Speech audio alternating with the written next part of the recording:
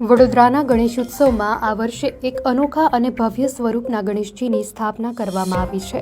પરાગરાજાના ગણરાજા મંડળે આ વખતે ગણેશજીના સ્ત્રી સ્વરૂપ વિનાયકીને બિરાજમાન કર્યા છે, જે માતૃશક્તિનું અદ્વિતીય પ્રતીક છે.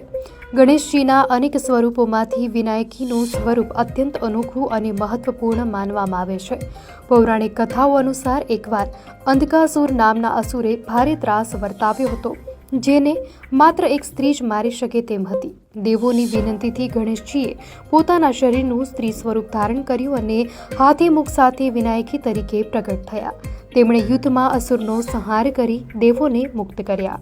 વિનાયકી સ્વરૂપ માત્ર વિઘ્નોનો નાશ કરનારું જ નહીં, પરંતુ માતૃત્વ, સ્ત્રી શક્તિ અને સુખ સમૃદ્ધિનું પ્રતીક પણ છે. અગ્નિપુરાણ અને શિવપુરાણ જેવા ગ્રંથોમાં પણ તેમનો ઉલ્લેખ દુષ્ટ શક્તિઓ અને રોગનો નાશ કરનાર દેવી તરીકે કરવામાં આવ્યો છે. આ સ્વરૂપ પુરુષ અને સ્ત્રી તત્વના સમન્વયનો સંદેશ આપે છે, જે આ મંડળના ઉત્સવનું મુખ્ય આકર્ષણ બન્યું છે.